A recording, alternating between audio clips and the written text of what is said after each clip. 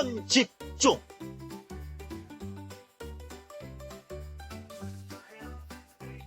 청취자 여러분 안녕하십니까, 손석희입니다. 4월 5일 화요일 아침 손석희의 시선 집중을 시작하겠습니다. 식목일 아침이네요. 식목일이면서 또 청명이기도 합니다. 24절기 중에 5번째인 청명인 오늘 동서고압대의 영향을 받아서 전국이 맑겠습니다. 낮 동안에 맑고 따뜻한 날씨가 이어지면서 나무 심기 좋은 날씨가 예상되는데, 다만 걱정은 이제 산불인데요. 산불이 다 잡았다 싶었다가도 또 불씨가 다시 살아나서 다시 붙는 그런 경우가 요즘 특히 많습니다. 불을 끌 때도 이게 완전히 다 불씨가 없어진 건지 또 확인해야 되는 그런 어려움도 있을 것 같습니다. 강원, 충북, 내륙, 영남 지방을 중심으로 건조한 날씨가 계속되고 있습니다. 아침에 서해안과 내륙 지방을 중심으로 안개에 끼는 곳도 있겠습니다. 오늘 낮 최고 기온은 서울이 17도까지 올라가고, 대전은 18도, 강릉 18도, 부산 16도, 대구 19도 등 14도에서 20도의 분포로 어제보다 조금 높겠습니다. 현재 기온은 서울이 5.3, 부산 6.9, 광주 3.2, 대구 2.8, 대전 2.1, 춘천은 0.5도, 강릉 4.8도를 나타내고 있습니다. 일교차가 역시 크네요. 뉴욕 증시는 다우존스가 12,400.03을 기록했습니다. 나스닥은 2,789.19를 기록했고요. 다우존스 조금 오르고 나스닥은 좀 떨어진 상황인데, 기업들의 인수합병 호재에도 불구하고 미국 연방준비제도가 금리를 조기에 인상할 가능성이 있다는 관측과 함께 내주 이른바 어닝 시즌을 앞둔 관망 분위기로 인해서 혼조세로 마감했다는 소식입니다. 40초 캠페인 잠시 나가겠습니다.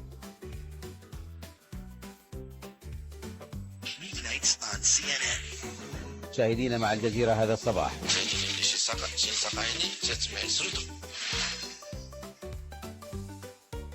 전주현 외신캐스터 나와 있습니다. 안녕하세요. 예. 자, 일본 근해에서 잡힌 까나리에서 방사성 요드가 검출됐다면서요? 일본 이바라키현 이바라키시 앞바다에서 지난 1일 잡힌 까나리에서 1kg당 4,080베크렐의 방사성 요오드가 검출됐습니다.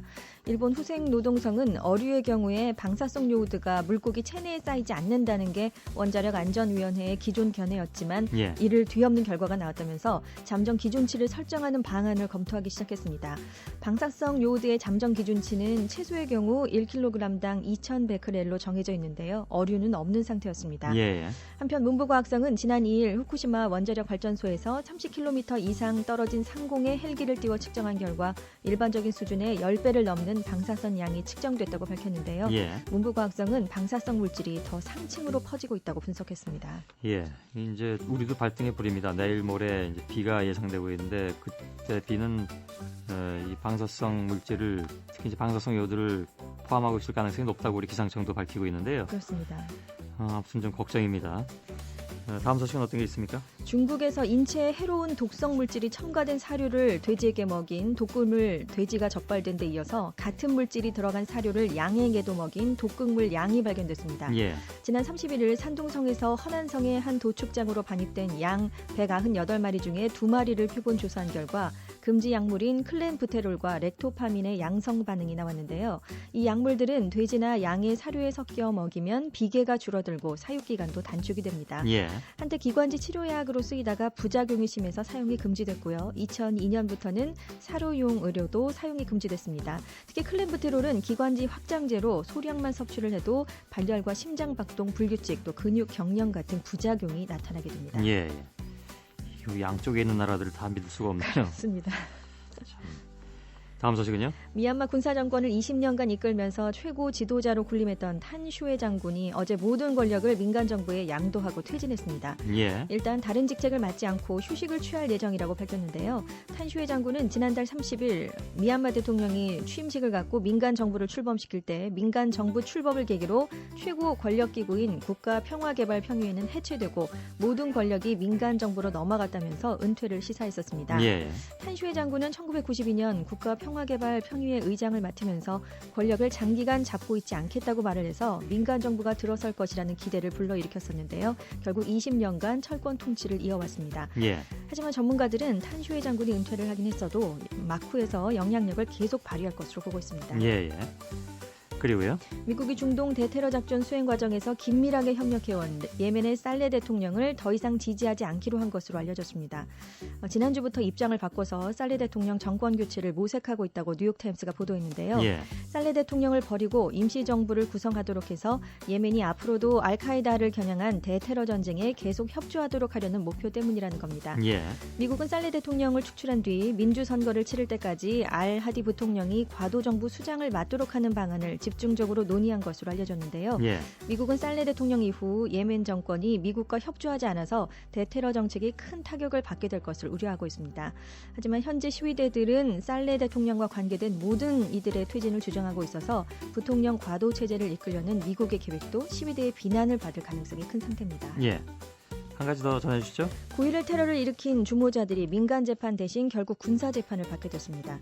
9.11 테러를 주도한 혐의를 받고 있는 모함메드 등 5명이 쿠바 관타나모 수용소에서 군사 재판을 받게 됐는데요. 예. 오바마 미국 대통령은 테러 피의자들을 뉴욕 연방법원에 세우기 위해서 지난 2년 동안 관타나모 수용소의 군사 재판까지 중단시켰지만 의회의 강력한 반대로 결정을 뒤집었습니다. 예.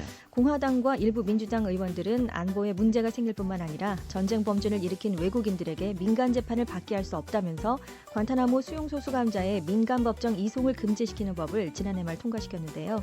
오바마 행정부는 고문과 학대 등으로 인권 사각지대라는 비판을 받아온 관타나모 수용소를 폐쇄하겠다는 방침 아래 지난 2009년 9.11 테러 피의자에 대한 민간 법원 기소를 약속했었지만 결국 실행하지 못하게 됐습니다. 예. 실행 초기 단계부터 굉장한 반대에 부딪혔었으니까요. 그렇습니다. 수고하셨습니다. 감사합니다. 예, 전주현 캐스터였습니다.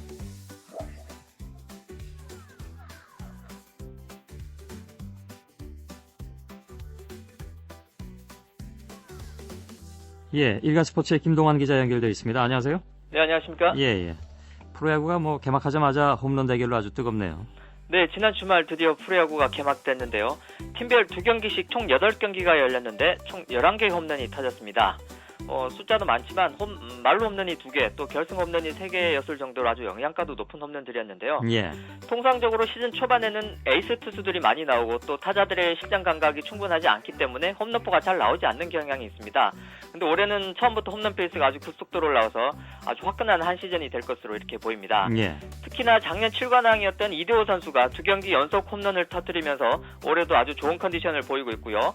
2009년 홈런왕이었죠. 김상현 선수가 또 기아의 김상현 선수가 삼성과 2차전에서 말로 홈런을 터뜨리면서 홈런왕 경쟁에 불을 붙였습니다. 예. 삼성 최태인 선수 역시 2경기 연속 홈런을 쳤고요. 일본에서 돌아온 기아 이보모 선수, 또 지난해 홈런 2위인 하나 최인행 선수도 홈런포를 개시하면서 홈런왕에 도전장을 던졌습니다. 예. 거포들이 다 이제 잘 가동이 된다 그런 얘기네요. 처음부터. 네, 그렇습니다. 아주 순항을 하고 있습니다. 예. 메이저리그에 있는 추신수 선수는 출발이 그렇게 좋지는 않다고요. 네, 메이저리그도 지난 주말에 같이 개막했는데 클리블랜드의 간판 타자죠. 추신수 선수. 어제까지 시카고 화이트삭스와 개막 3연전에서 12타수 1안타의 극심한 부진을 보였습니다. 첫날에 5타수 1안타를 기록했을 뿐 둘째 날과 셋째 날은 안타를 하나도 치지 못했습니다. 예. 특히 둘째 날은 4연타석 삼진을 당하면서 체면을 구겼는데요. 어제 경기에서도 땅볼 아웃 2개, 삼진 1개를 기록했습니다. 3경기에서 당한 삼진수만 6개 이릅니다. 예. 시범 경기 때는 홈런도 치면서 타율 3할 이상 유지하고 아주 좋은 컨디션 보여줬는데 갑자기 타격 밸런스가 좀 흐트러진 그런 모습을 보였습니다. 예. 하지만 여전히 미국 언론이 선정한 올 시즌 기대되는 선수 32명에 선정되는 등 서서히 타격감을 찾아갈 거라는 주변의 믿음에는 변함이 없는 것 같습니다. 예. 프로축구는 어떻게 돼가고 있습니까? 예, 프로축구도 개막한 지 이제 한 달을 맞으면서 팀 간 4경기를 했는데요. 뜻밖에도 대전이 3승 1무로 1위에 올라갔습니다. 작년에 13위에 불과했던 팀이고요. 또 개막하기 전에는 6강 후보에도 못 들었는데 시즌 초반 아주 의외의 선전을 하고 있습니다. 예. 우승 후보로 평가되던 울산 현대와 또 경남 FC를 모두 꺾었고요. 또 일요일 강원 FC에게는 3대0 대승을 거둔 것으로 봐서 깜짝 돌풍은 아닌 것으로 보입니다. 작년까지는 공격 위주의 축구를 추구하다가 많은 골을 먹고 주저앉는 경향이 있었는데 예. 올해는 철저히 선수비, 후역습의 실리적 축구를 꾀하면서 재미를 보고 있습니다. 그리고 개인 득점 순위에서도 의외의 결과가 나오고 있는데요. 올해 처음 공격수로 나선 상무 김정우 선수가 4경기 만에 6골을 터뜨리면서 득점 1위로 올라섰습니다. 김정우 선수는 잘 아시겠지만 소속팀에서나 대표팀에서는 항상 수비형 미드필더를 맡았기 때문에 주로 2선에서 패스를 찔러주는 역할을 했습니다. 예. 득점력 보여줄 기회가 그만큼 없었는데요. 작년까지 6년 동안 총 14골이 전부였습니다. 예. 그런데 상무에 입대해서 이제 팀 사정상 뜻하지 않게 공격수로 변신을 했는데 뛰어난 위치 선정 능력 보여주고요. 또 골 감각, 아주 동물적인 골 감각 보여주면서 자신도 몰랐던 골잡이 본능을 일깨우고 있는 것 같습니다. 예. 김정우 선수 득점 행진 속에 약체로 평가됐던 상무도 2승 2무를 거두면서 기대 이상의 성적을 내고 있습니다. 예. 뭐 골은 마지막 패스라면서요. 아, 네, 그렇습니다. 예. 늘 패스를 많이 해왔던 선수인데 워낙 패스를 잘했으니까 마지막 패스도 잘하는 셈이라고 보면 되겠군요. 아, 정확한 해석인 것 같습니다. 제 해석은 아니고 토요일에 하는 신명철 스포츠위원이 하는 얘기긴 합니다. 다음 소식은요? 네네. 오늘과 내일 아시안 챔피언스 리그가 열리는데요. 한국 4팀이 모두 일본 팀들과 경기를 하게 됐습니다. 예. 조별리그 3차전 일제히 열리는데 G조의 전북이 오늘 저녁 7시 세레소의 오사카와 경기를 벌이고요. 또 2조의 제주는 간바 오사카와 경기를 했습니다. 예. 또 F조의 FC 서울과 H조 수원은 각각 내일 나고야와 가시마를 상대로 경기를 갖는데요. 16강 진출 다툼뿐만 아니라 양국의 자존심 대결로도 더욱 관심을 모으게 됐습니다. 예. 나란히 2연승 중인 서울과 전북은 이번 3차전을 이기면 조 1위를 거의 굳히게 되겠고요. 또 1승 1무인 수원 역시 1위를 지키기 위해서 이번 경기 승리가 꼭 필요하다고 하겠습니다. 예. 한국팀 중에 유일하게 조 3위로 쳐져 있는 제주는 이번에 만약에 지면 16강 진출이 어려워질 수도 있기 때문에 더욱 승리가 절실하다고 하겠습니다. 예. 일본 팀들은 지난달 대지진 여파로 경기를 제대로 못하고 있습니다. 훈련 상황도 좋지 않기 때문에 어떻게 보면 한국 팀들에게는 좀 좋은 기회라고도 볼 수 있겠습니다. 예. 프로배구 챔피언 결정전 소식도 전해주시죠. 예, 준 플레이오프를 거쳐서 올라온 삼성화재가 예상을 깨고 정규리그 1위 대한항공에게 2승을 먼저 거뒀습니다. 일요일 1차전에서 3대1로 이겼던 삼성화재는 어제 열린 2차전에서도 풀세트 접전 끝에 3대2로 승리를 했습니다. 예. 항상 그랬듯이 승리 뒤에는 슈퍼용병 가빈이 있었는데요. 포스트 시즌 들어서 매 경기 30점 이상 올리고 있는 가빈 선수, 어제도 거의 공격을 혼자 도맡다시피 하면서 50점을 몰아쳤습니다. 아유, 예. 쌍포를 이루던 박철호 선수가 손가락을 다쳐서 지금 제대로 뛸 수 없는 상황이기 때문에 가빈 선수에 대한 의존도가 더욱 높아질 수밖에 없는데요. 예. 플레이오프까지 6경기를 뛰고 나서도 여전히 위력적입니다. 특히 어제 경기 4세트까지 한 세트씩 주고받으면서 5세트까지 돌입을 했는데요. 가빈 선수 여전히 지치지 않고 7점을 올리면서 삼성화재 승리를 마무리 지었습니다. 예. 이제 삼성화재는 남은 5경기에서 2승만 더 추가하면 4년 연속 챔피언에 오르게 됩니다. 예. 그리고 여자부 챔피언 결정전에서는 4차전에서 흥국생명이 현대건설에게 3대2로 승리해서 2승 2패로 다시 균형을 맞췄습니다. 예. 수고하셨습니다. 네, 감사합니다. 김동환 기자였습니다. 여러분은 지금 성신여대 손석희 교수가 진행하는 시선 집중을 듣고 계십니다.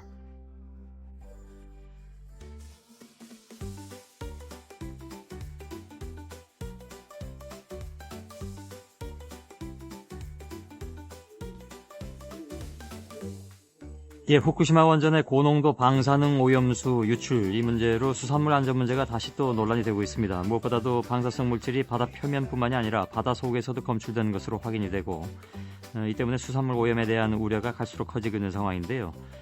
국립수산물품질검사원에서 지난 3월 말부터 일본산 수산물 원산지에 대한 특별 단속을 하고 있으나 현재 상황에서 검역의 범위를 어디까지 해야 할 것인가 하는 것도 좀 생각해 봐야 될 것 같습니다. 국립수산물품질검사원 손재학 원장을 연결했습니다. 여보세요? 예, 여보세요. 안녕하십니까? 예, 안녕하십니까? 예. 오늘 나온 보도를 보니까 후쿠시마 지역의 까나리에서는 이미 요드가 검출됐다고 하고요. 예. 다른 어종도 지금 예의주시하는 것 같은데 우리 같은 경우에는 어떻게 지금 하고 계십니까?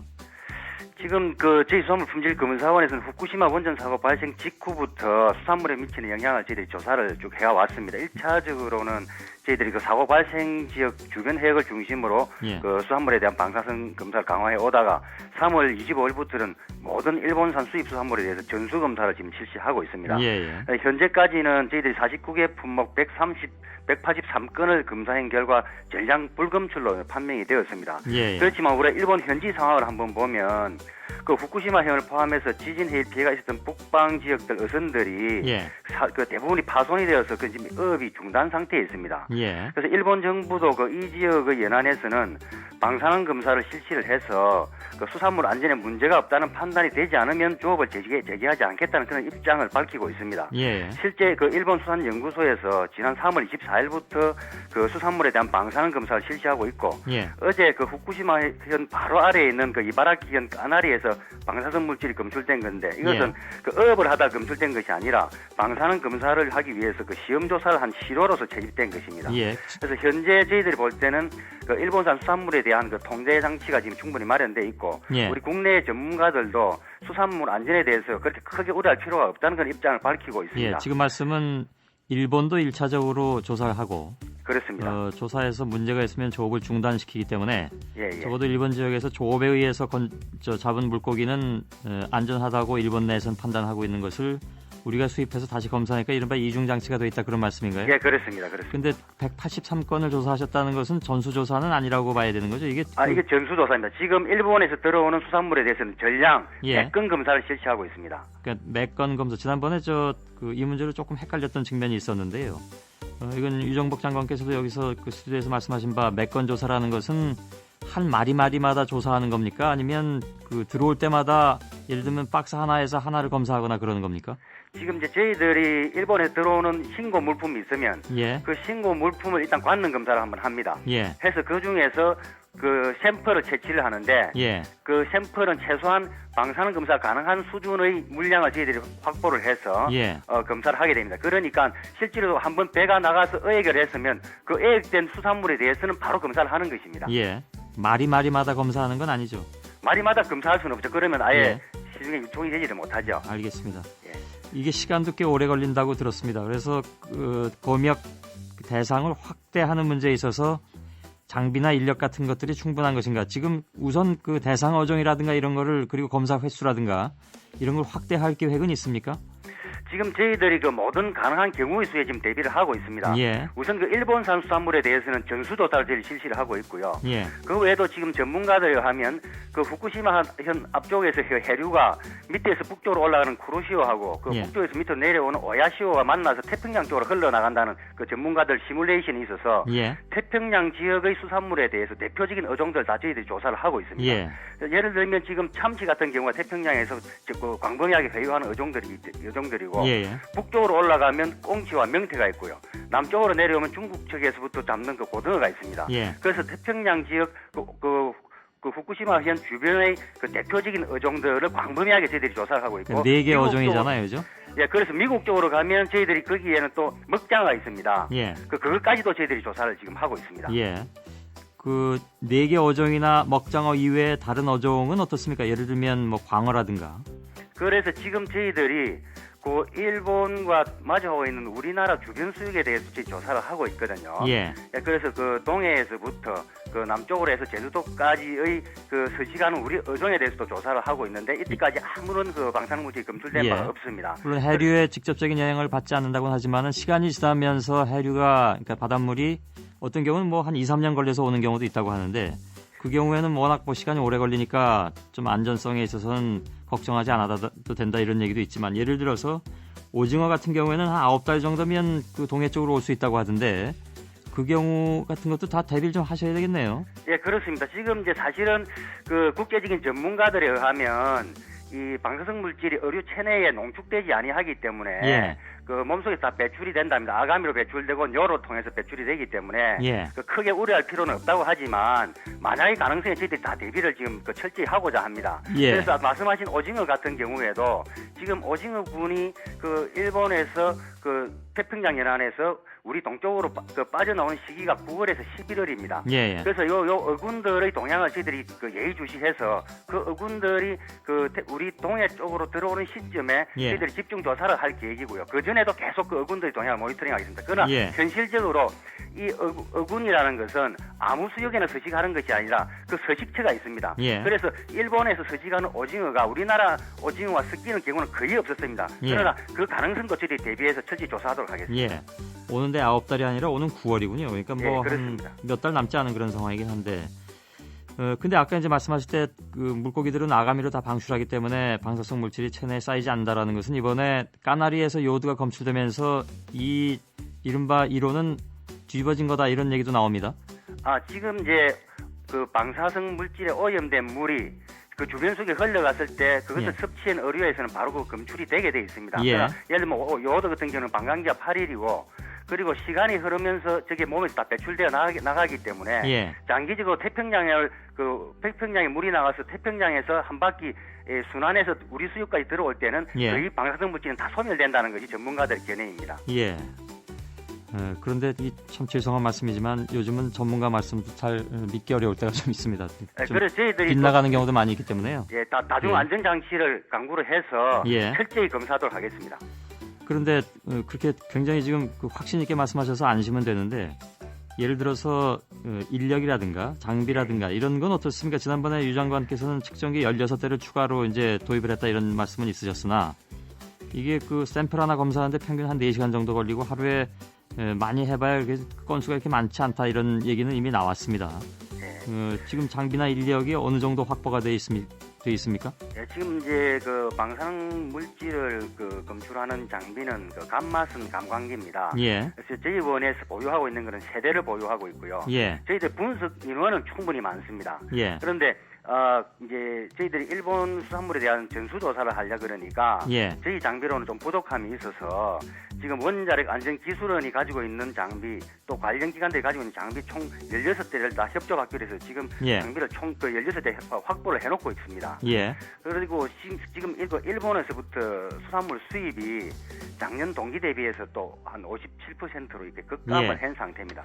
그래서 현재로는 이 일본산 수산물을 우리 원에서만도 다 조사를 할 수 있는 수준까지 지금 되어 있습니다. 예. 그러나 우리가 앞으로 그 조사를 확대할 가능성에 대비해서 예. 원자력 안전기술원 등의 그 기관에서 가지고 있는 장비를 저희들이 100% 다 알겠습니다. 활용할 수 있도록 이렇게 되어 있습니다. 예, 이게 오늘 여쭤볼 게 많은데요. 지금 수산시장 등에서 나오고 있는 수산물 같은 경우에 특히 생태 같은 경우에는 90% 이상이 일본에서 수입하고 있다고 하던데 그거 괜찮습니까? 지금 생태는 주로 어디서 잡히느냐 하면 예. 일본에서 제일 북쪽인 그 홋카이도 북쪽 그리고 북태평양 지역에서 잡히고 예, 있습니다. 저희들이 생태에 대해서는 특별히 더 안전성 검사를 실시를 하고 있습니다. 예. 아직까지 단 한 건도 방사능 물질이 검출된 것은 없습니다. 예, 우리도 어종에 대해서 기준치가 없습니까? 일본은 아까 말씀하신 그 이유 때문에 뭐 다 빠져나간다고 해서 기준치가 없다는데 우리도 없나요? 저희들은 기준치를 가지고 있습니다. 예. 저희들이 가지고 있는 기준치는 그 요오드 같은 경우에는 300베케럴입니다. 예. 대쉬우면 370베케럴이고요. 예. 그래서 사실 저희들이 식품 안전 기준이 굉장히 엄격하게 설정이 되어 있습니다. 그건 저희가 들어서 알고 있습니다. 그래서 그 예. 기준으로 저희들이 그 모든 그 일본산 수산물에 대해서는 철저히 검사를 하도록 그렇게 예, 한 가지만 더 짧게 좀 답변해 주십시오. 이게 그 고기를 어디서 잡냐가 문제가 아니라 누가 잡냐가 문제도 될 수 있습니다. 그러니까 같은 지역에서 일본이 잡으면 일본산이고 러시아가 잡으면 러시아산이고 뭐 이런 그 경우가 있다고 했는데 그러면 꼭 일본산만 검사해서는 안 된다 이런 얘기도 있습니다. 거기에 대해서는 어떻게 보십니까? 그래서 지금 저희들이 러시아산 그 명태에 대해서도 예, 저희들이 방사능 검사를 실시를 하고 있습니다. 러시아산도요? 예, 그렇습니다. 예, 그러니까 우리한테 수입되는 건 다 합니까? 아니면 러시아하고 일본만 합니까? 지금 일본에서 들어오는 거는 전부 전수 검사를 하고요. 예, 그 러시아라든지 다른 지역, 다른 나라에서 들어오는 것도 우리가 방사능 검사를 하는데 예. 특히 일본 그 방사능 누출이 있었던 주변 국가에서 오는 수산물에 대해서는 저희들이 정기적으로 검사를 하고 있고 현재로는 훨씬 검사를 지금 강화하고 있습니다. 알겠습니다. 지금 뭐 믿고 맡길 수밖에 없다는 사실을 잘 알고 계시죠, 원장님? 저희들 철저히 하도록 하겠습니다. 예, 예. 국립수산물품질검사원의 손재학 원장이셨습니다. 고맙습니다. 예, 감사합니다. 예.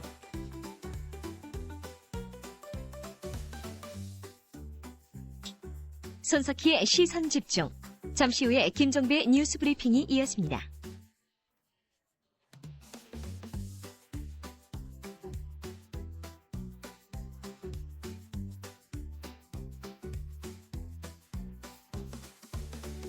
작년부터 운전면허 시험 절차가 간소화됐다고 합니다. 그래서 면허 따기가 아무래도 조금 더 수월해졌다 이런 얘기도 하는데 그러나 결코 이분들한테는 쉽지 않습니다. 온몸이 땀으로 젖을 만큼 가쁜 숨을 몰아쉬면서 핸들을 잡는 사람들. 오늘 유시적 풍경에서 만나보시죠. 네, 출발. 우측으로 끝까지 돌리세요, 핸들을. 팔 아프죠? 이게 핸들 좀 눕혀있는 것 같아서 생각도 안 되네요. 팔이 아프시면 중간에 쉬셨다 해도 괜찮아요. 이제 좀 푸실게요. 지금은 그 모서리를 보이자마자 한 거 아니에요, 지금. 지나갔죠? 아니 모서리는 보이자마자 했어요? 모서리는 맞았는데 아까 여기 일제 두었을 때 맞는 것 그럼 이럴 같은데. 때는 조금씩 전진해 주면 돼, 이렇게. 천천히 해주세요. 이제 종료선 통과했지요? 이제 이러면 시험 끝났죠? 이제 후치. 좀 쉬었다 하세요, 예? 쉬세요. 좀 쉬세요. 너무 팔을 아프시겠다. 안에서도 못 돌리겠네 지금. 또 해보실래요? 네. 짠. 예, 어제 오후에 서울 인수동에 있는 국립재활원의 운전교육장에서 만난 33살 이정열 씨의 모습이었습니다. 뇌병변 장애를 갖고 계시지만 새로운 도전을 위해서 운전면허 교육을 받고 계시다고 하는데 이미 이종 면허는 갖고 있다고 합니다. 근데 이제 새로 일종 면허에 도전한 거라고 합니다. 꼭 도전에 성공하시길 바라겠습니다. 노래는 영화 빌리 엘리엇에서 어린 빌리가 부푼 꿈으로 춤을 추는 오프닝 장면에서 흐르던 음악이라고 하네요. T-Rex의 코스믹 댄서 잠깐 들으면서 마실까요? 박윤경 리포터의 주제였습니다. Is it strange to dance so late? Is it strange to dance so late?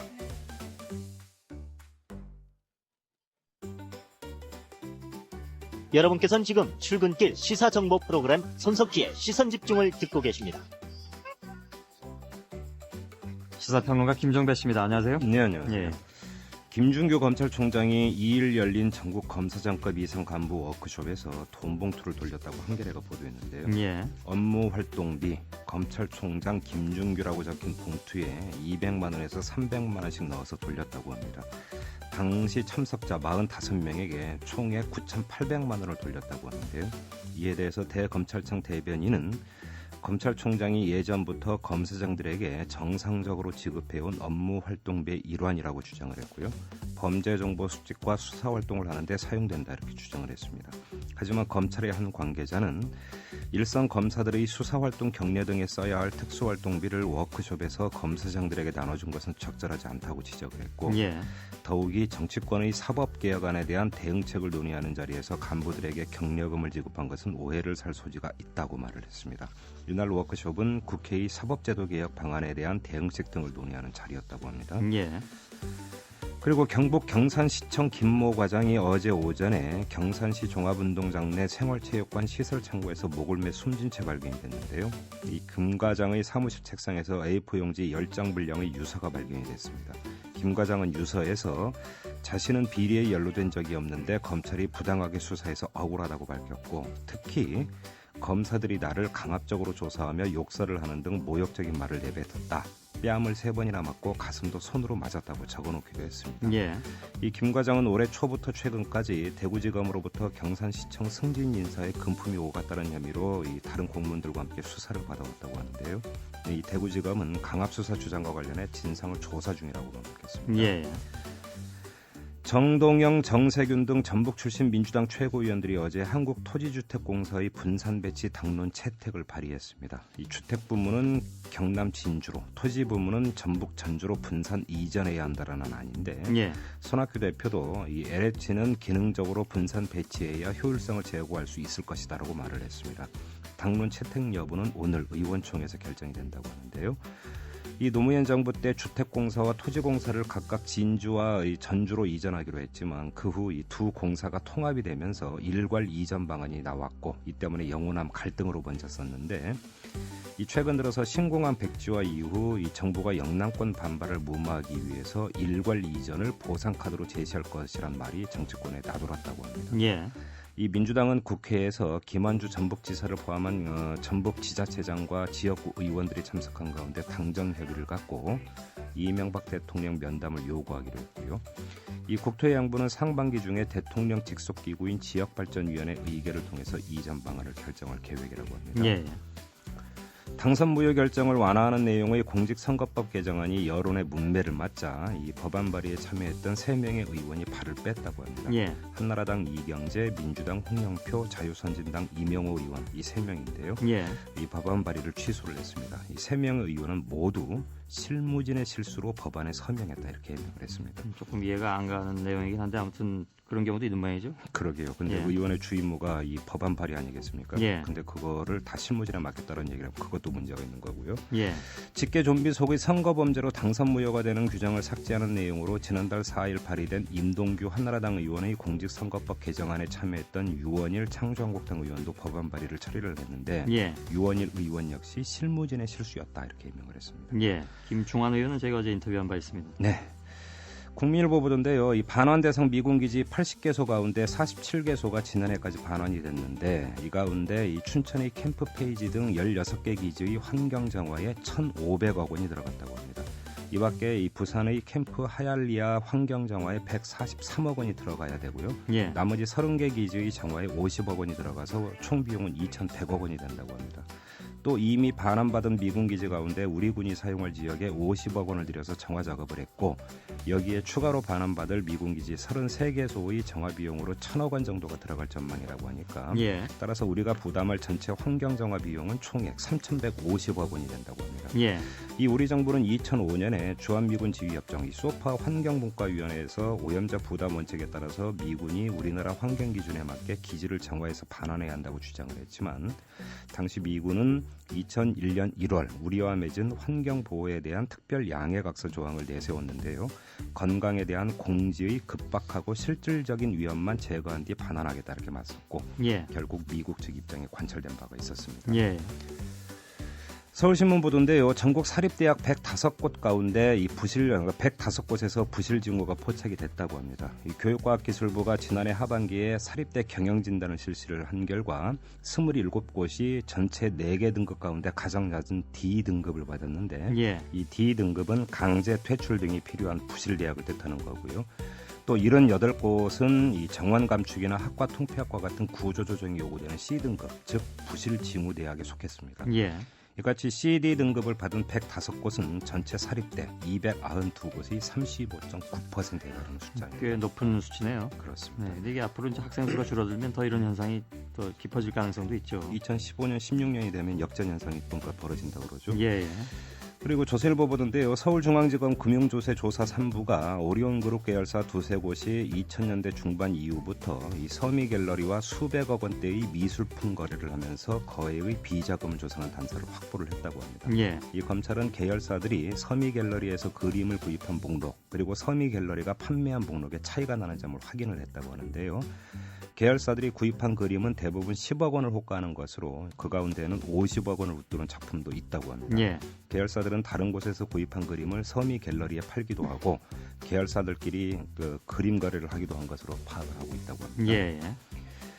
경향신문이 보도했는데요. 국방부가 천안함 사건을 계기로 전군에 하달했던 골프 금지령을 1일자로 해제를 했는데 그 후 부킹 전쟁이 벌어지고 있다고 합니다. 예. 전국에 35곳가량 있는 군 골프장은 밀려드는 예약 요청을 교통정리하느라 바쁘다고 하는데 군 골프장이 원래 이렇게 많은가 보죠? 그렇습니다. 원래는 이 체력 단련용이라고 하는데 이 군 골프장은 특별 소비세와 부가세 등이 면제가 되기 때문에 그 그린피가 상당히 싸다고 합니다. 예. 수도권에 있는 18홀 규모의 골프장은 3만 원.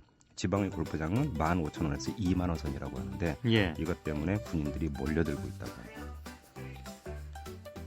이상인가요? 네. 아이고 다 됐네요. 시간에. 네. 수고하셨습니다. 고맙습니다. 시사평론가 김종배 씨였습니다.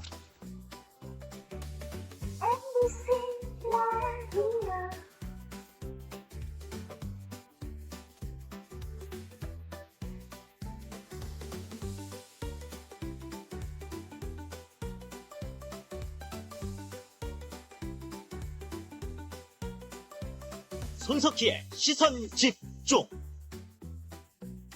실무진이 실수로 도장을 찍은 것이다.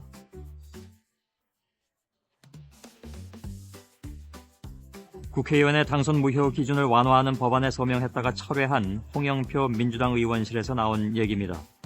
이번에 법안 서명을 철회한 한나라당 이경재 의원실과 자유선진당 이명호 의원실에서도 같은 얘기가 나왔는데요.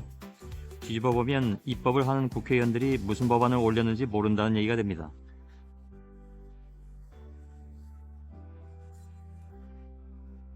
여기보다 아래에는 집을 짓지 말라. 이번에 쓰나미 피해를 면한 일본 미야코시의 한 마을에 새겨진 비석글입니다. 해발 60m 지점에 세워진 이 비석의 경고에 따라서 고지대에 집을 지은 주민들은 이번 쓰나미에서 무사했다고 하는군요. 이 비석은 1896년에 있었던 쓰나미 재난을 겪은 사람들이 후손들에게 남긴 것이라고 합니다.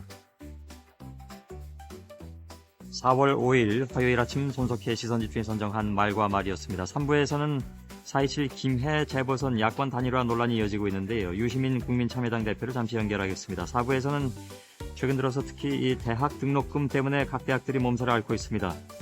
이 문제를 오늘 집중 점검을 해보겠습니다. 그리고 마지막으로는 많은 분들이 관심을 가지고 계신 내용인데 내일 모레 남서풍을 타고 후쿠오카 발 방사성 물질이 유입된다는 보도가 나온 바 있습니다. 비가 또 오기 때문에 빗물과 섞여 내릴 것이라는 예상이 나와 있는데요. 양은 많지 않다는 그런 그 얘기가 나와 있습니다만 많은 분들이 우려하시죠. 특히 해외 대기연구소에서는 7일이 아니라 하루 앞당긴 바로 내일 한반도가 이 방사성 물질이 유입이 되고 모레는 전국이 뒤덮인다 이런 표현까지 나와 있습니다. 김승배 기상청 대변인을 연결하겠습니다. 잠시 후에 시작하겠습니다.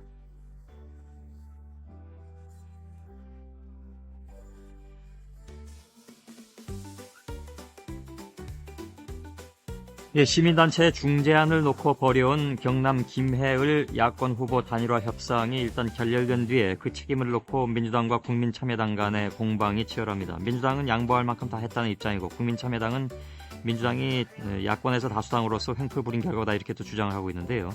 한편에서 또 시민단체 책임론도 나오고 있습니다. 유시민 국민참여당 대표를 연결하겠습니다. 여보세요? 네, 안녕하십니까. 예, 안녕하십니까. 중앙 차원의 단일화 협상은 결렬됐지만 지역 단위 논의는 어제도 있었다고 들었습니다. 혹시 변화된 상황이 있었는지요? 네, 어제 새 정당의 경남도당과 선거 캠프 책임자들이 모여서 서로 의견을 나눴습니다. 어떤 합의를 만들지는 못했습니다. 그리고 아직 중앙당에서 이제 경남도당에 협상 권한을 위임하거나 이렇게 한 상태가 아니기 때문에 정식 협상이라기보다는 현지에서 의견 교환을 하는 수준으로 이렇게 보시면 되겠습니다. 예. 만일에 중앙당은 중앙 쪽에서는 안 된다 하더라도 지역 단위에서 논의가 이루어진다면 언제가 이른바 데드라인입니까? 지금 봐서는 이제 오는 일요일 정도에는 단일화가 되어야 되기 때문에 가능한 신속히 대화를 나누는 게 좋다고 봅니다. 예. 시민단체 쪽에서 나왔던 중재안은 50%의 여론조사 그리고 50%의 국민 참여 경선 방식. 민주당이 이걸 이제 수용했지만 국민참여당은 현장 투표를 하자니까 그 성별, 지역별, 연령별 이 비율을 좀 반영해가지고 현장 투표를 하자 이런 주장이 서로 부딪힌 걸로 알고 있습니다. 뭐가 문제입니까? 원래 손바닥 혼자서는 소리를 못 내죠. 예. 양쪽 다 이제 그런 게 있으니까 소리가 났겠죠. 예. 그런데 이제 한번 이 김해을 후보 단일화 문제만 가지고 보시지 말고 그 협상은 전국적인 4.27 재보선 야권 연대를 위한 협상이었습니다. 예. 그러면 민주당이 모든 지역 모든 정당에 대해서 동일한 일반적인 원칙에 따라서 후보 단일화를 했어야 되는데 다른 지역은 모두 이제 정치 협상이나 또는 일반 국민 여론조사를 통한 경선 이것을 하면서 유독 김해을에 대해서만 이 동원 경선을 하자고 주장을 한 것이거든요. 저는 이것을 이제 제1야당이고 야권연대의 중심이 돼야 될 민주당이 다른 정당들에 대해서 공정하고 그런 동등한 어떤 그런 공정한 태도를 취하지 않았다 이렇게 보고 있습니다. 지금 어제 그저께 울산 중구청장 후보도 진보신당 후보와 민주당 후보가 여론조사 경선을 해서 후보를 결정했지 않습니까? 민주당이 이곳 김해을을 제외하고는 어느 지역에 대해서도 그렇게 동원 경선을 요구하고 있지 않습니다. 그럼 민주당이 그렇게 그 부분을 주장하는 이유는 뭐라고 파악을 하고 계십니까? 민주당 속 협상대표 속에 들어가 보지 않아서 그거까지 제가 말씀드리는 건 적절치 않은 것 같습니다. 그 민주당이나 아니면 특히 이제 시민단체 쪽에서 나름대로 중재안을 내놨다가 이게 이제 결렬이 됐기 때문에 일반적 분위기는 유시민 대표라든가 국민참여당이 너무 그 양보가 없지 않느냐, 그러니까 이른바 벼랑 끝 정술 아니냐 이렇게 그 시각을 갖고 있는 것 같은데요. 거기에 대해서 어떻게 받아들이시는지요? 85석의 의석이 있는 정당하고 단 한 개의 의석도 없는 정당이 뭘 어떻게 하겠습니까? 그 어떤 참여 경선을 해도 민주당에 유리합니다. 참여당에 유리한 경선이라는 것은 존재할 수 없습니다. 다만 저희가 원하는 것은 어떤 방식을 하더라도 큰 당에 유리하지만 유불리를 떠나서 어떤 일관되고 합리적인 규칙으로 전국적 연대를 하자고 주장한 것이거든요. 저희에게는 유리하고 불리한 경선 방안의 구별이 있는 것이 아니고 우리가 패배했을 경우에 승복할 수 있는 합리적 규칙과 승복하기 어려운 불합리한 규칙의 구분만 있을 따름이고 저희로서는 지더라도 명예롭게 질 수 있는 최소한의 조건을 요청한 것이라고 저희는 생각합니다. 알겠습니다. 일요일 정도가 이제 그 이른바 데드라인이라고 말씀하셨으니까 그때까지 양쪽의 협상은 좀 지켜보도록 하겠습니다. 워낙 양쪽이 이제 좀 팽팽하기 때문에 그래서 잘 이제 해결은 안 될 것 같긴 합니다만 만일에 이제 그렇게 되면 뭐 3파전으로 갈 가능성도 생각을 하진 않을 수 없는 그런 상황인 것 같습니다. 그런데 뭐 연관된 문제긴 한데요. 송학규 민주당 대표가 지금 분당을에 출마해 있습니다. 근데 이제 이 선거전에 대한 지원, 그러니까 야권이 함께 하느냐 마느냐 하는 문제를 김해을 단일화 문제와 연계해서 보고 있는 것 같은데 그게 맞습니까? 연계하셨습니까? 연계하는 것이 아닙니다. 예. 우리가 야권 단일화, 후보 단일화를 하는 것은 단순히 이제 후보를 하나로만 압축한다는 의미가 아니고, 예. 정치권은 정당들은 후보를 하나로 만드는 작업에 이제 자기 일을 해야 되지만, 예. 전국적으로는 각 정당을 지지하는 유권자를 하나로 통합하기 위한 일입니다. 예. 그러기 위해서는 서로 다른 정당을 지지하는 유권자들이 모두 동의할 수 있는 단일화의 절차, 정치적 과정이 필요하지요. 예. 그냥 다른 후보 다 들어가라, 우리 혼자 하겠다. 이것은 야권 연대가 아니죠. 예. 네, 그렇습니다. 그러면 분당을 선거 전에 국민참여당도 함께 할 수 있다는 말씀인가요? 아니면 그럼요. 함께 할 수 있고 저희로서는 제1야당 대표에 대한 예의를 또 어떤 연대를 지키고 싶습니다. 예. 그런데 제가 개인적으로 혹은 우리 분당 의뢰 이종훈 후보가 개인적으로 그렇게 한다고 되는 것이 아니고 예. 그것이 명분 있고 지지층이 승복할 수 있는 그런 연대의 합의와 절차에 따라서 예. 이루어질 때 분당에서 손학규 대표께서 민주당이 아닌 다른 정당을 지지하는 유권자들의 성원까지도 예. 모두 받으실 수 있고, 지금까지는 그 점을 현재까지는 아니다 그런 말씀인가요? 그러면? 지금은 그냥 다른 후보 다 들어가라 이렇게 하는 상황입니다. 예. 제가 보기에는. 알겠습니다. 이것은 연대가 아니죠. 예. 예. 민주당으로부터 예를 들면 그 선거 운동 지원 요청을 뭐 받았다라든가 이런 건 뭐 당연히 없는 거고 오히려 나가라 이런 상황이 돼 있단 말씀이시죠? 예, 민주당은 저는 잘 이해를 못하겠습니다. 그러니까 아무리 뭐 자기가 재산이 많더라도 예. 돈 없는 사람도 다 인격과 존엄성이 있는데 예. 이렇게 우리가 큰 당이고 대표 나왔으니까 당신들은 다 없어져라 이렇게 얘기하는 그것은 정치 도의상 맞지 않고요. 예.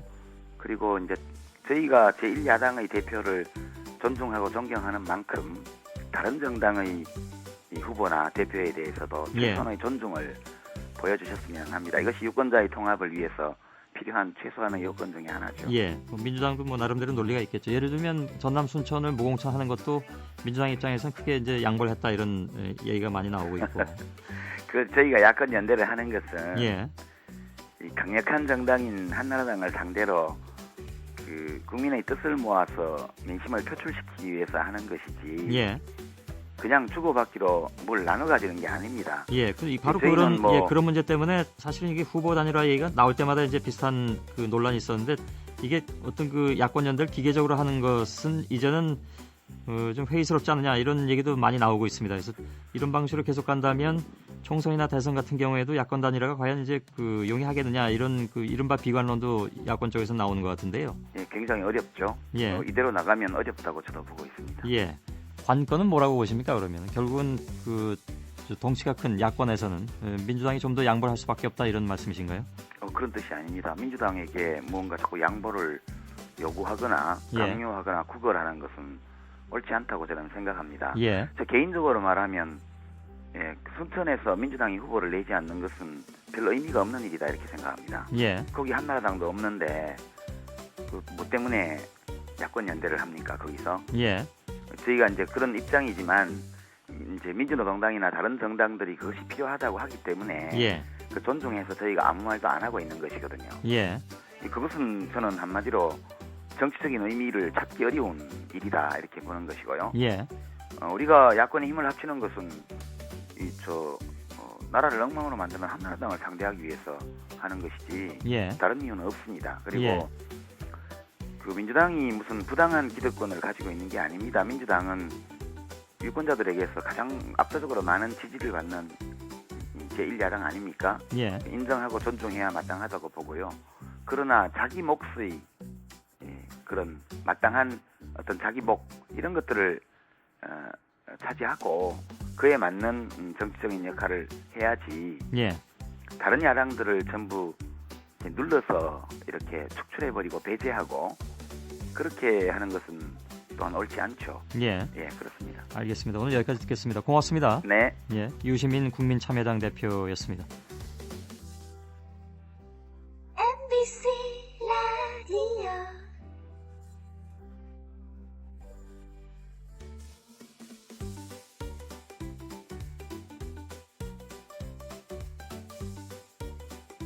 예, 4부에서는 대학 등록금 얘기를 좀 해야 될 것 같습니다. 요즘 이른바 이제 개나리 투쟁, 봄이면 대학생들이 등록금 싸움을 시작한다고 해서 붙여진 이름입니다. 실제로 이렇게 개나리들은 많이 피었던데 학교 학생들은 좀 아직 추운 겨울인 것 같습니다. 올해 등록금 이 싸움은 근데 양상이 좀 틀립니다. 보통 학기 초에 이렇게 확 불 붙었다가 이제 흐지부지 되던 그런 예년과는 달리 점점 좀 거세지는 그런 상황인데요. 서강대, 덕성여대, 숭실대, 고려대, 이화여대 대학가의 이런 등록금 투쟁 바람이 점점 거세지고 있습니다. 올해 전국 110개 사립대학 가운데 79개교가 등록금을 인상해서 해도 너무한다 이런 원망도 나오고 있습니다.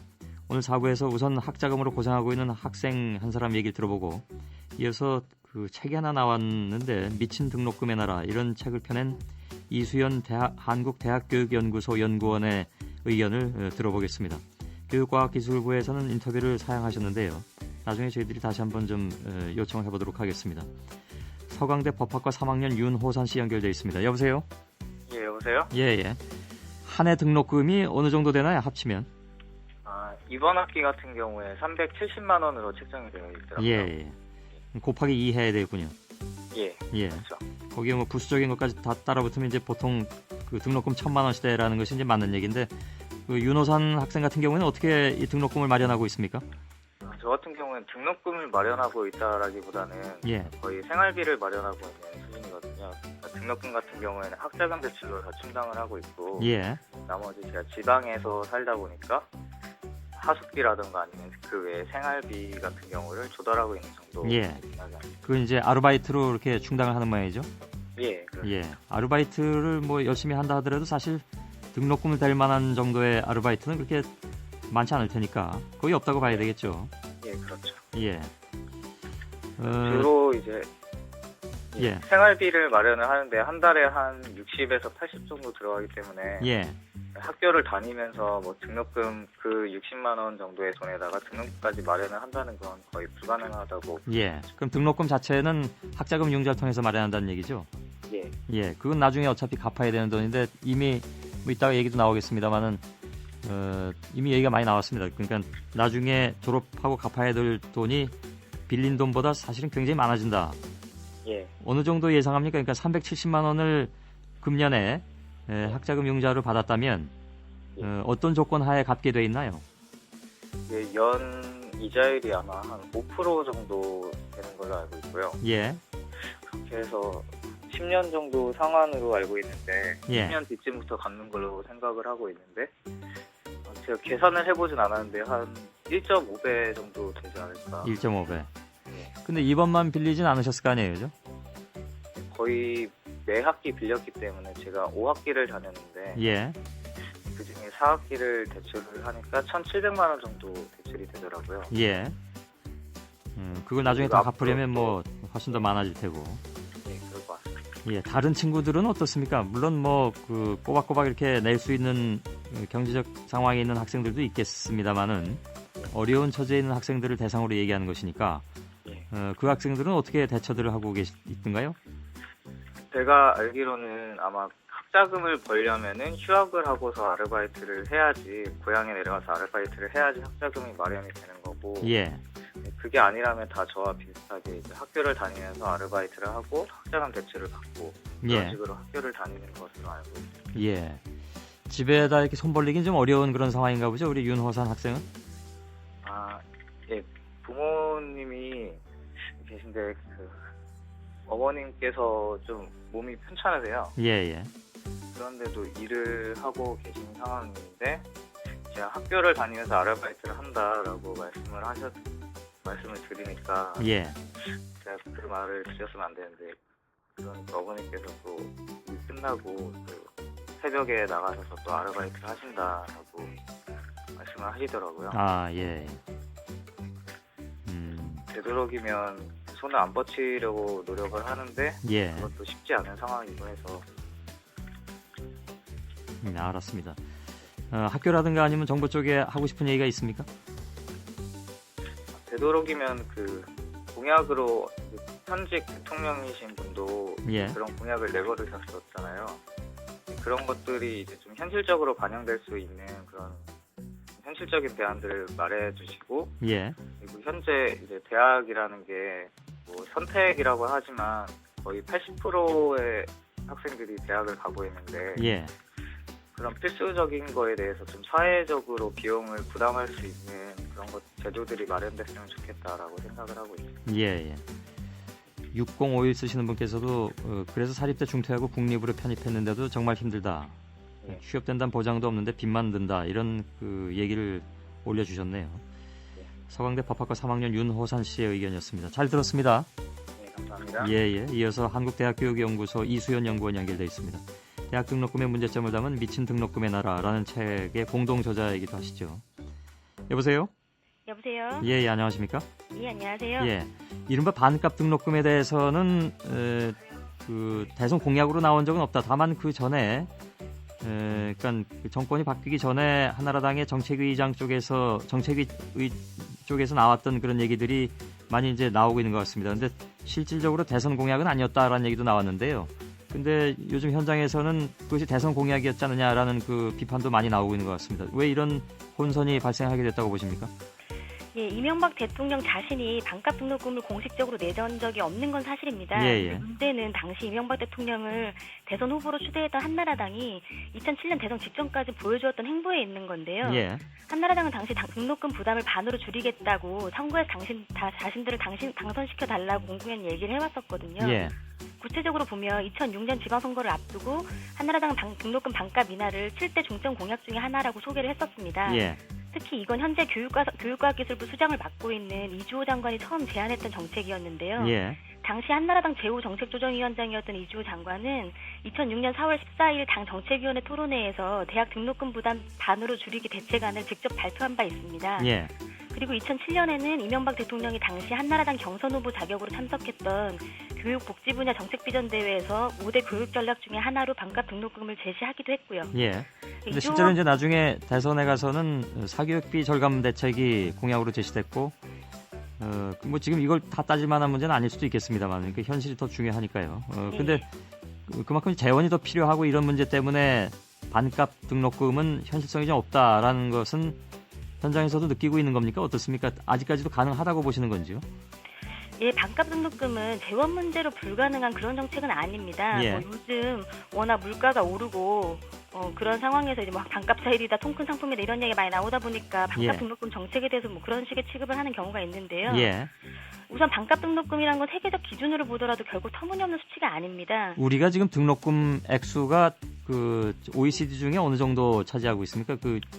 순위로 보자면. OECD 국가 중에서 미국 다음으로 비싼 등록금이고요. 예. 소득 대비로 보자면 그 부담률이라고 하는 건 더 높아서 대부분 국가들이 소득 대비 10분의 1도 안 되는 등록금 부담률을 가지고 있는 반면에 예. 우리나라 국민 대부분은 3분의 1을 육박하는 등록금 부담률을 지고 있습니다. 예. 그러니까 이런 상황에서 그 부담을 OECD 국가들의 평균 수준으로 낮춘다고 생각을 한다면 예. 적어도 1인당 국민소득의 약 10분의 1 수준으로 낮출 필요가 있는데요. 예. 그 정도 수준이 대략 반값 등록금 정도입니다. 그래야 되겠네요. 우리 대학 등록금이 실제로 그렇게 비싼 모양이죠. 그러니까 그럼 세계 2위 정도가 된다는 얘기인가요? 예, 그렇죠. 액수로만 놓고 볼 때 그런 겁니까? 아니면은 소득 대비 부담률로 놓고 볼 때 그런 겁니까? 소득 대비 부담률은 더 1위 정도가 된다는 얘기인가요, 그러면? 소득 대비 부담률로 보자면 실질적으로 이제 뭐 예를 들면 미국 같은 경우에 사립대학 등록금 부담률은 그것보다 더 높은데요. 예. 미국 같은 경우에는 10명 중에 7명이 주립대학에 다닙니다. 예. 그러니까 등록금 부담률로 따지자면 우리나라는 10명 중에 8명이 사립대학에 다니는데 예. 그렇게 따지자면 국민들이 현실적으로 느끼는 등록금 부담률은 우리나라가 더 높다고 볼 수도 있는 거예요. 예. 그러면 실제로 반값 등록금이 이론적으로 가능한 것이라면 어떤 방법이 있습니까? 보시기에. 예, 그러니까 지금 2009년 기준으로 우리나라 전체 대학생 등록금 총액이 약 14조 원 정도 규모인데요. 예.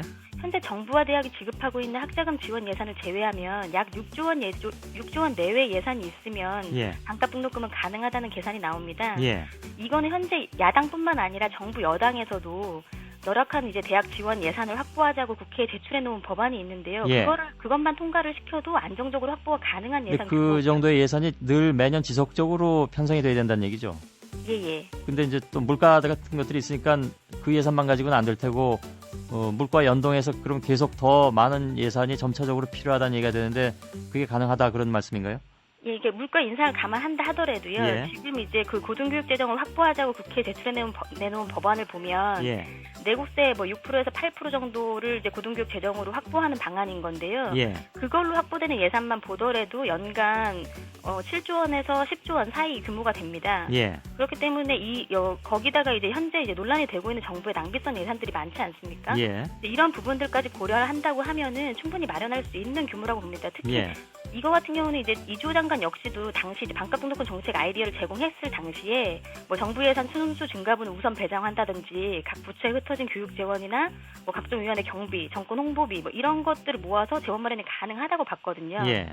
결국 문제는 정부의 방향성과 정책 실행 의지에 달린 거라고 봅니다. 예. 근데 이제 그 경우에 아까 말씀하신 것은 아마도 이제 고등교육 재정 교부금법 아직 처리가 안 돼 있으니까요. 발의만 돼 있는 상황인데 그렇게 해서 이제 예산을 확보해 나간다는 것은 결국 이제 그 국민 세금으로 그 예산이 편성이 될 수밖에 없는 상황 속에서 각 대학들은 그렇다면은 지금은 등록금으로 받고 있지만 이 교부금법이 합의가 처리돼서 통과가 되면 결국은 세금으로 또 이제 대학들은 큰 그거 없이 그냥 지속적으로 재원이 마련되는 건가요? 대학들에게도 정부가 이렇게 지원을 확대하면서 대학들에게도 그런 어떤 일정한 역할을 요구를 해야겠죠. 지금은 정부의 재정 지원이 없다 보니까 사립대학에 대한 정부의 정책이 어떤 것도 제대로 이렇게 먹히지가 않거든요. 그런 부분에서 보더라도 대학의 어떤 자기 역할을 향상시키는 데에도 정부의 지원 확대는 필요한 부분이라고 봅니다. 예. 이제 그건 이제 사람에 따라 생각은 물론 다를 수도 있습니다. 근데 등록금 인상에는 다 나름의 이유가 있다라는 것이 이제 그 대학들의 입장이기도 합니다. 아시는 것처럼 뭔가 이제 규모도 늘려야 되는 측면도 있고 여러 가지 이유가 있겠죠. 또 일정 부분은 적립금을 쌓아놓고 있어야 되는 상황도 발생할 수 있고 그런 부분에 대해서 어떻게 받아들이십니까? 예, 이제 대학들에서는 이제 매년 물가도 오르고 그 교육 여건을 향상시키기 위해서 등록금 어떤 수입이 증가할 필요가 있는 건 사실인데요. 문제는 대학 재정이 등록금 수입만으로 구성되는 것도 아닌데 국가와 대학이 책임져야 될 몫까지 학생 학부모에게 강요되어 왔던 겁니다. 지난 10년간 이런 식으로 등록금 의존율이 갈수록 높아져서 사립대학의 경우에 전체 수입의 약 3분의 1을 등록금으로 충당하고 있는 상황이거든요. 이건 이제 다른 나라들과 비교해 본다 하더라도 굉장히 높은 등록금 부담률이 굉장히 높은 수준인 겁니다. 더 문제가 되는 거는 그 결과인데요. 지난 10년간 등록금이 사립대학 등록금이 평균 305만 원, 약 68%가 인상되는 동안에 교원 1인당 학생 수는 32.8명에서 30.3명으로 2.5명 줄어들었을 뿐입니다. 더구나 조사대학의 약 44%는 10년 전에 비해서 교원 1인당 학생 수가 오히려 늘었거든요. 왜 이런 상황이 됐는가 보면은 등록금을 제대로 대학들이 사용하지 않았기 때문입니다. 그러니까 일례로 사립대학에 쌓아놓은 적립금 총액이 10조 원을 돌파를 했는데요. 이게 이제 매년 물가 인상이다, 인건비 인상이다 이런 어떤 여러 가지 지출 증가 요인을 내세워서 등록금을 인상을 해놓고 정작 쓰겠다는 지출은 제대로 안 하고 계획이 없던 적립금을 축적해온 결과거든요. 알겠습니다. 문제를 따지다 보면 한두 가지가 아닌 것 같군요. 일단 오늘 여기까지 말씀 듣도록 하겠습니다. 미친 등록금의 나라 책의 공동저자인 한국대학교육연구소 이수연 연구원이었습니다. 고맙습니다. 감사합니다. 많은 분들이 여기 의견 올려주셨는데 사정들이 참 너무 절실한 사정들이 많이 있으십니다. 최호정 씨 32살인데 학자금 이제 다 갚으셨다고요. 결혼 후에 아기 낳고 남편 돈으로도 갚아야 하는 실정이라고 하셨고 신동희 씨는 한 학기에 470만 원이라고 하셨고요. 370만 원도 부럽다고 하셨고 0295 쓰시는 분께서는 신입생인 우리 아들 등록금 559만 원이다. 2학기 학비가 걱정된다고 하셨습니다. 그 이외에도 많은 분들이 이소희 씨, 이송희 씨, 3342 쓰시는 분께서도 그렇고 걱정들을 많이 올려주셨습니다. 여러분들 걱정에 공감하면서 오늘 4부를 진행했습니다.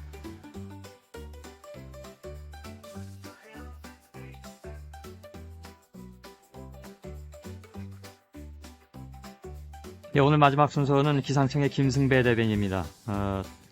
내일 모레 전국적으로 비가 오는데 여기에 방사성 요드라든가 이런 방사성 물질이 포함될 가능성이 매우 높다라는 발표가 어제 나왔습니다. 그러면서 많은 분들이 걱정들을 하고 계시죠.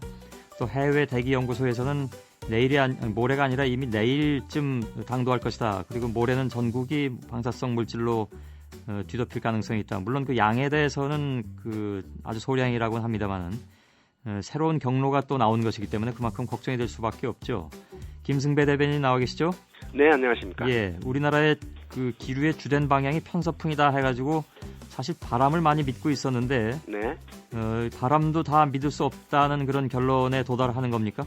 아니죠. 이 남서풍도 사실은 이제 서풍 계열의 이론인데요. 예. 외국에서 느닷없이 우리 한국 쪽에 한 6일, 7일 예. 마치 방사능이 다 덮는 것처럼 이렇게 이제 모의한 그 시뮬레이션 결과가 이제 유포가 됐잖아요. 그게 느닷없는 건가요? 그러니까 네, 뭐 당연한 거죠. 저희가 이제 예.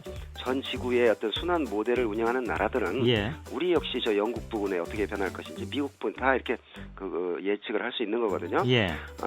다만 거기에서 어떤 초기 값들을 막 어마어마한 양의 방사능이 누출되는 가정하고서 예. 이렇게 시뮬레이션한 결과들이거든요. 실제로 이 후쿠시마 원전에서는 방사능이 많이 유출이 됐기 때문에 네네. 그래서 이게 이제 정확하게는 노르웨이 대기연구소하고 독일 기상청의 모의 실험 결과인데 네네네. 이게 이제 인터넷에 퍼지면서 많은 분들이 걱정을 하고 있는 거 아니겠습니까? 네.